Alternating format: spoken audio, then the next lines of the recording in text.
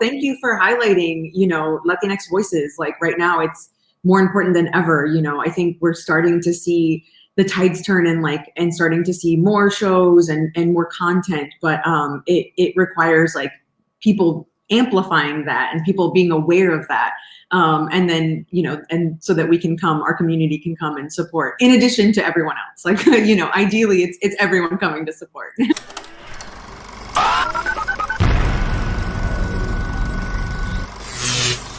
Hello and welcome to a brand new episode of Pop Culture Planet, a video podcast centered around diverse voices and representation in Hollywood.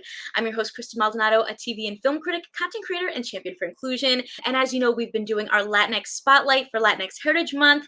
And today I am so excited to be joined by Debra Moore Muñoz, who is the co-executive producer of Mayans M.C. We have an incredible conversation about Latinx representation, the way that we're written on screen, and how we get our authentic voices out there. This was such an incredible conversation. I really felt like I was in a master class listening to Debra and hearing her experience. So I hope you enjoy this one. I'd love to, go back a little bit and just start off with like what your relationship is like with your Latinx heritage. That's a really great question. I mean, I'm Mexican on my mom's side. I grew up like next door to my Nino and Nina and all my cousins and my abuelita. And so it's just like, it's very much a part of who I am. I feel it. My family, when they first came over, first they were traveling with the farm workers, and my mom was actually born in Indio because that's where they were picking prunes at the time. And so that was how they got by for a while, but then they settled in City Terrace. That's where my family's, from, so to speak. And yeah, by the time I came around, we'd kind of moved out to a little bit further east to Hacienda Heights, but still, in the East LA area. But yeah, it's like, it's really beautiful. I'm so lucky. My abuelita, who is going to be 91 this year, which is so crazy, in just a few days, is such an incredible, strong woman, has such a huge spirit and truly like a love of Mexico that she's like instilled in me, which has been amazing. It's been something as I've grown older, like I feel it just getting stronger, like in between the seasons, between season 3 and when we started season 4, I actually went down to Mexico for 2 weeks just to like go and explore and like meet people and explore the country, because that's what's incredible. It's like, we're so lucky that it's right there, that we can go so easily, and when I think about like, for example, like Cubanos who like can't go back and like have this really, I think, when you go to Miami, you feel like the culture and you almost feel like you're in Cuba because they're trying to recreate it there. Like, we don't have to, like, we can go, like, we do that too, to an extent, but like, we can also just go back, and like, as a country, it's so beautiful. And, there's so many languages spoken, so many different climates. Like, I mean, I feel like I could travel around there for decades and not see everything. And of course there's a side of that that's really sad and problematic because the violence is real. There's, obviously, to say there's a lot of police corruption, I think is like an understatement. And it's so heartbreaking to see a country so beautiful in such crisis and in such turmoil. And, it breaks my heart. And I think for me, when I think about the causes of that, which are largely American causes, right? Like we create a lot of the problems that Mexico has to deal with. It becomes especially heartbreaking. And I think for me, kind of existing between two cultures, between like my Mexican identity and my American identity, like it really is, it is a struggle because you wonder, like, it's like, the truth is, and I'm not the first one to say, is like, you don't really feel like you fit in either country. Like, like you go back and they're like, well, you're not Mexican. And I'm like, well, I know, but also I'm not like American either, and so struggling through that and kind of mulling through that, has been a question that has really propelled me towards the arts, like towards writing, towards exploring these, the sense of identity and what it means. I think even when I was young, I was always so proud of my Mexican heritage, and so vocal about it. And I think it's when I look at people within the community and within my own family who aren't that way, you know, it's for a variety of reasons. And, you know, I think a huge one is like the kind of overt racism that exists in America, which is really hard, you know, like, for example, my brother, you know, I'm very, like, just being straight, I'm very light skinned, you know, and like, and more or less white passing, you know, people, I get Italian a lot. But my brother is very, you know, dark. He's much darker than I am. And I think he's had an entirely different American experience because of that. And those are the kinds of stories that I want to start talking about, and the kind of nuances, because in the past we've only had like one Latino character or one Latina character, or like, you know, it's just been kind of like here or there, or one show that like we have to explore all of these different facets of what it is, not only, and I'm just talking about what it is to be, you know, Chicana, like forget like that fact that like you know, there's so many countries included under this umbrella of Latinx, and to like think that we can explore it with one or two shows, it's like, no, we're just scratching the surface, you know? I mean, we really have so many beautiful stories to tell and beautiful perspectives to explore that just haven't been. So it's fertile story ground for sure. Why do you think that we haven't been able to tell these stories? Because I mean, I feel like when you're kind of looking back, people of different backgrounds are starting to have their moments, but I feel like as Latinos, like our various communities are still like one of the most underrepresented in media. I don't know if you have any thoughts on that. Yeah, no, it's a really good question, and it's one I struggle with. You know, I actually recently met with some friends who were trying to start a program or a community group or something to try to bring more, you know, some of them were on the, you know, some of them are just activists, some of them are working in the like sort of more book world, but how to like raise and amplify Latino and Latina voices in that world and then bring them over to like media world.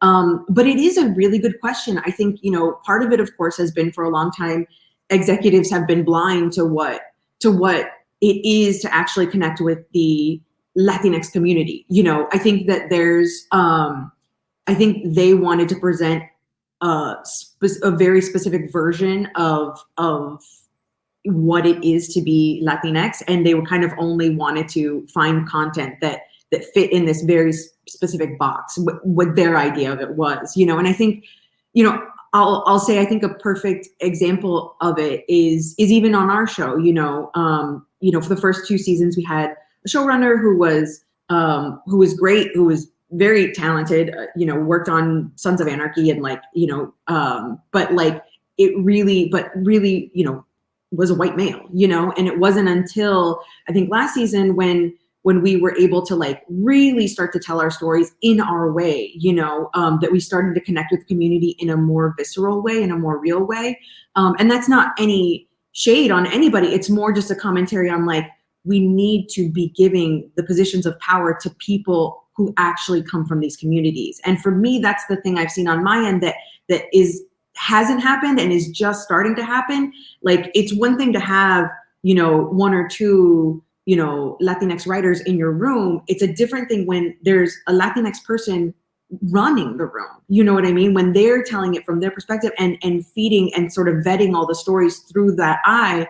And then you're also empowering. I mean, we're so lucky to have such a wealth of experience and perspectives on our show, like in terms of the actors and what they bring, and for them to be able to feel empowered to bring their perspective and to present it in a true, authentic way. I think when you do that, you really speak to people. You know, it's a difference between like trying to pander to what you think that community wants versus just telling stories in a really straight way. You know, our show sometimes gets flack because we present, you know, sort of a less desirable side of the community, and but like for us, it's about humanizing that, right? Like the truth is, it does exist, and like we want to explore it and talk about it, and also say like, hey, this shit is happening for systemic factors, but it also doesn't mean that the people that are caught up within this aren't humans. They are real, and like we should not otherize them because, you know, they've made mistakes. And so that's what our hope is. I think we're starting to do that, and I know, you know,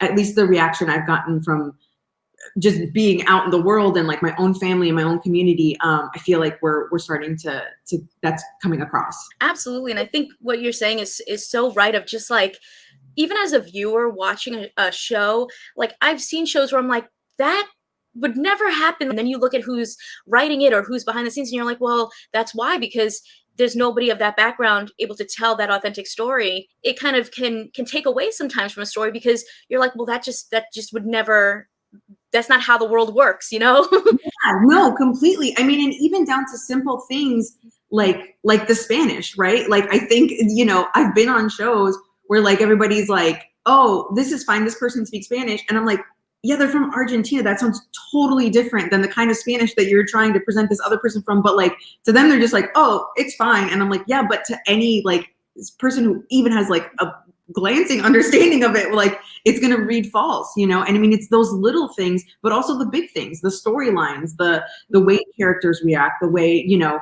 And I think for me, it's interesting because like I bring a very unique, like I'm, you know, sort of super feminist, and like I come into it with like a very, very strong Latina perspective. And I even told like, you know, Kurt and Elgin, who's our showrunner now, who was the co-showrunner at the time, when I came in to meet with them, I basically was like, I don't really care about telling stories about, you know, men on motorcycles. I want to tell stories about strong Latinas, because that's what I grew up with. Like what I grew up with was seeing like, yeah, it's a very macho world and can be a very macho world, but it's the women who keep this shit together. Like the women have a quiet strength. Like, you know, thinking about my Nina and my abuelita and the way that like our family wouldn't be here if it weren't for my grandmother. Like we would not have made it. We would not be together. We would not be as much of a like close unit if it weren't for her strength. That's all her. She's like the sun around which we all, you know, sort of orbit. And I wanted to tell that, you know, the ways in which, because it's not easy, like, you know, male power, I think is so easy to convey on TV, and easy to like, it's like, you know, guns and shooting, and like, and even on that perspective, you know, it's like for us, we're trying to show a different side of that, where, you know, especially with like storylines like Coco's storyline, like suffering, and showing that like it's okay to like talk about these things and open up about these things, because if you don't, there are very real consequences.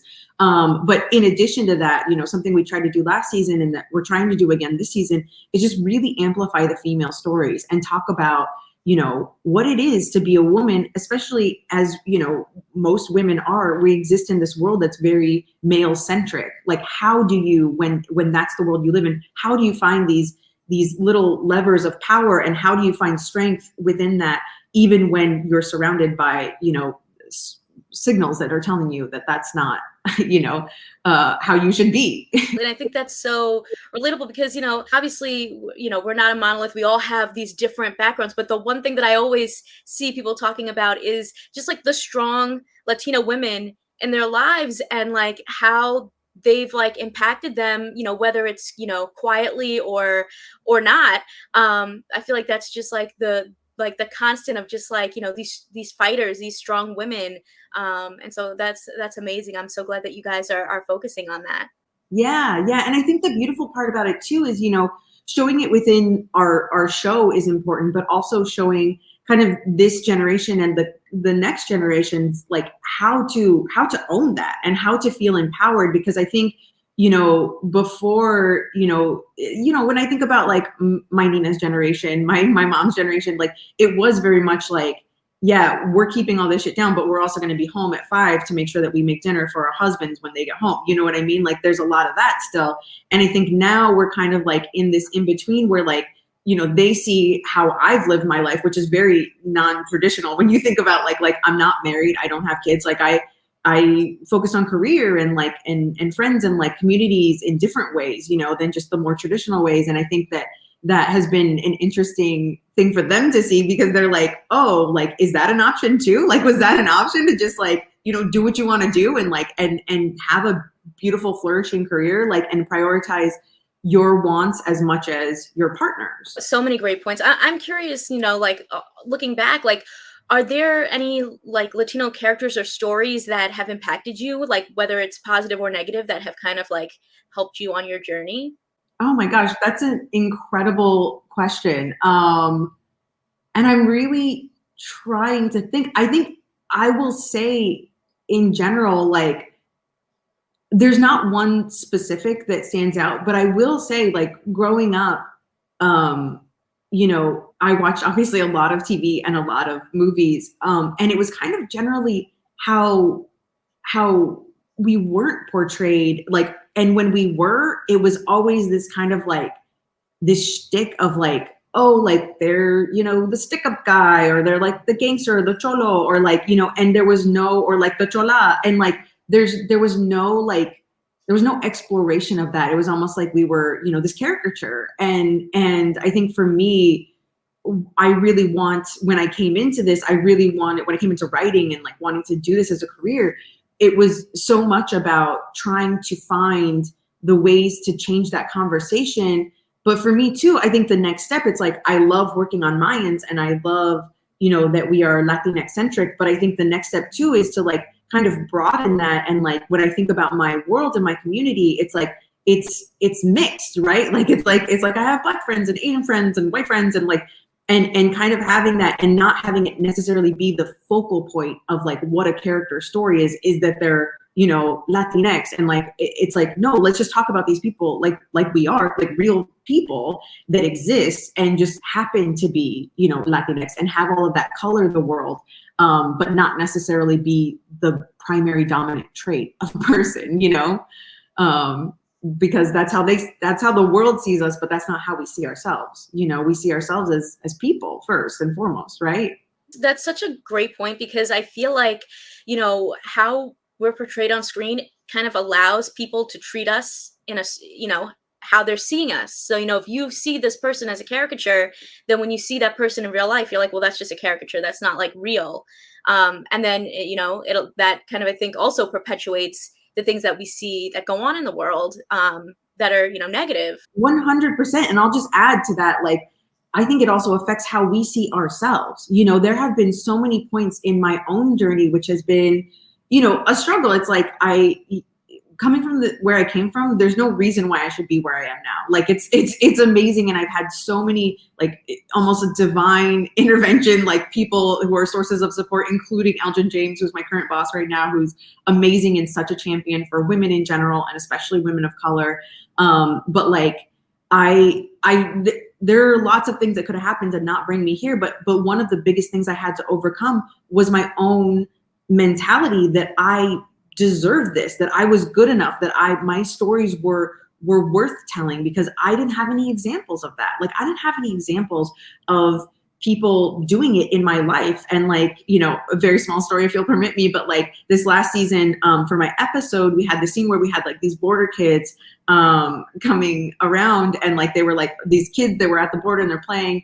And I asked Elgin, I was like, can I cast, like, they're just BG. I was like, can I cast my nieces and nephews? Because I wanted my nieces especially to come to set and see that Thea Debbie was fucking holding shit down. They took pictures in my chair that said producer, and like, and I think that's so important to show the younger generation, like, hey, this is something you can do. There's nothing that's not accessible to you, including this huge dream of telling stories or being an actor or being a director, because our stories are worth telling, and they're just as valid as any other stories from any other community. I love that so much, that you're, you know, able to share that with your family and the people around you. Because yeah, like it's so easy to be like, well, I've never seen that before. And then like thinking like, well, that means I can't do it. But it's like, that just means someone, you know, hasn't gotten that opportunity. That doesn't mean that they weren't trying, you know?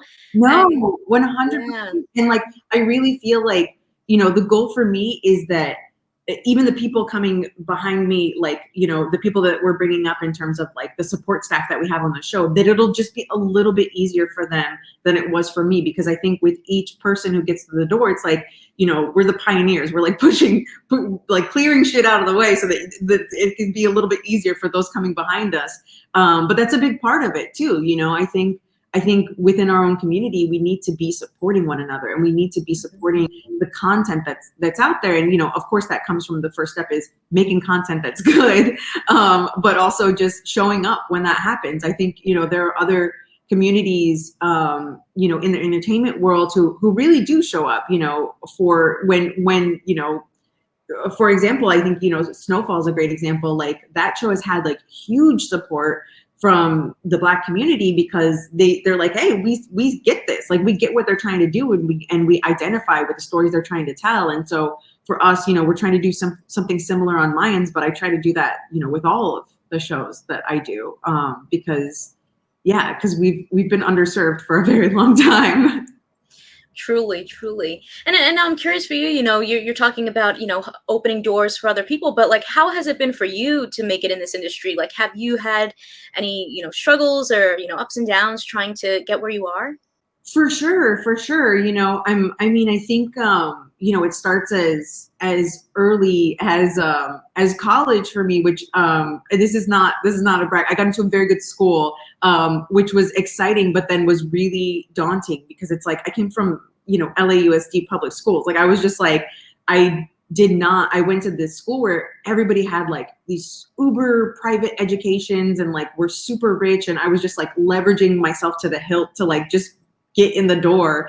And it really was that thing that I talked about, that struggle of like, do I deserve to be here? Did they make a mistake? Like, am I good enough? And overcoming that, within myself and realizing, yes, absolutely. And you're just as smart and you're just as capable as everybody else who's here. And in some cases more. And but then once you get into the industry, it's like those innate biases are really hard to pinpoint, but they do exist, and it's like we even see it ourselves, sometimes when we're listening to somebody and I'm like, and I'm like, does this person actually know what they're talking about? Or are they just like a tough sounding white guy? Then I'm like, oh, okay, I guess he's right. Like he's been doing this a long time, but that's not always the case. Like, no, they're not always right. And I think it's been hard sometimes in some of my jobs to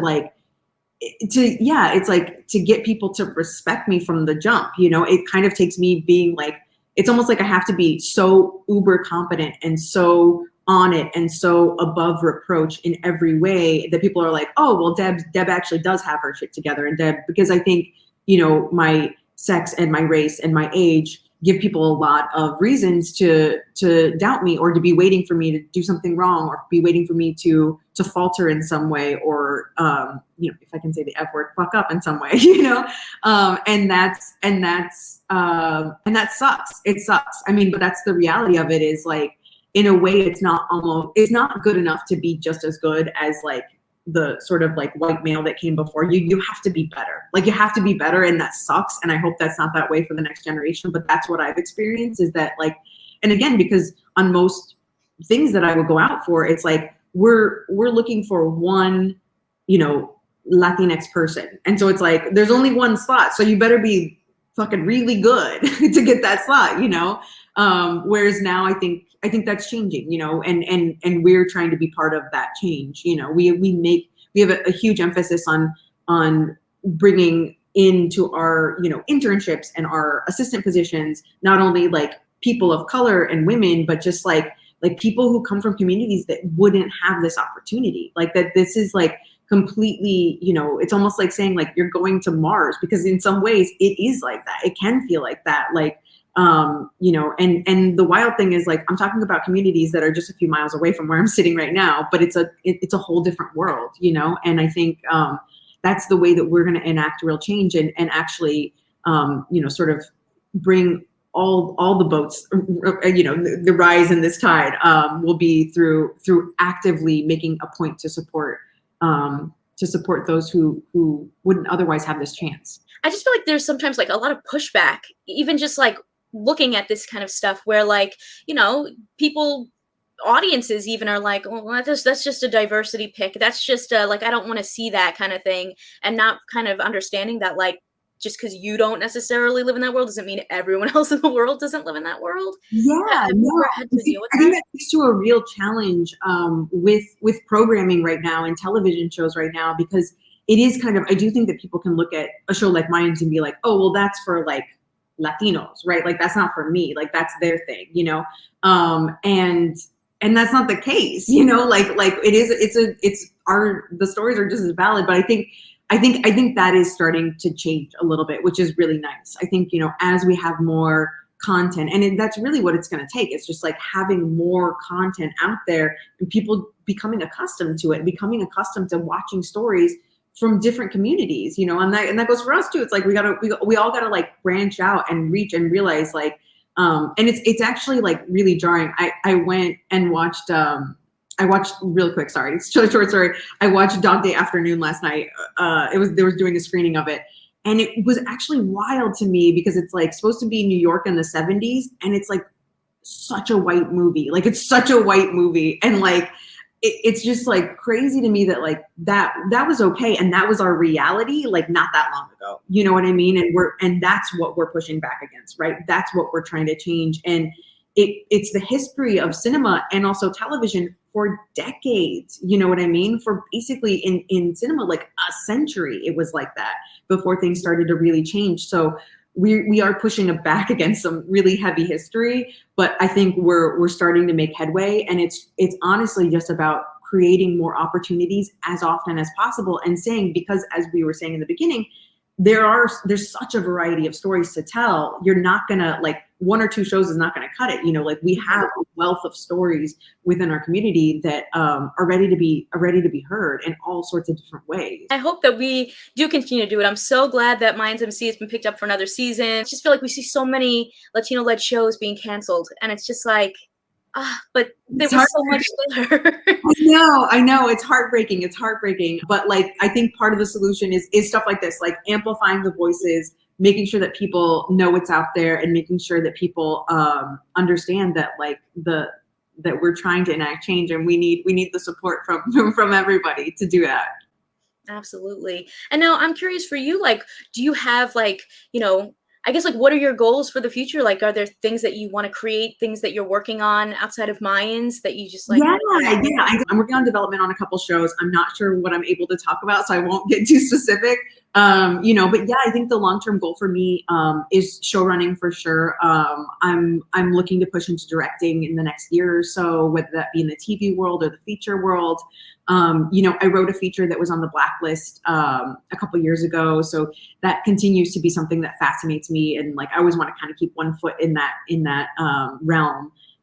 So yeah, I mean, kind of just, you know, taking over as much of this entertainment world as I can. I won't say total domination, but I will be telling whatever stories they allow me to tell in my very specific way for as long as they let me. Well, that's amazing. Is there anything else that you want to share? Maybe anything about the upcoming season of Mayans M.C that we haven't addressed yet? I will just say, like, I want to thank anybody who's watching this, that like, you know, the support from the fans after the last season has just been like so incredible and so humbling, and truly all the things I'm talking about showing up for us in a real way has happened. And, you know, our guys are seeing it on the streets. They're feeling the love on the streets. And we're feeling it. You know, when we do wear our Mayans gear and people are like, hey, I like that show. And you're like, oh, I write on that show. And they're like, really? It's like, it's fun for us to get a little taste of that. But just to see how much it's touched people. And, you know, our goal is just to continue to do that. So we're so grateful and so thankful to all the fans for their incredible support. If you like this one, you can check out more Pop Culture Planet right over here or on your favorite podcast listening platforms. See ya.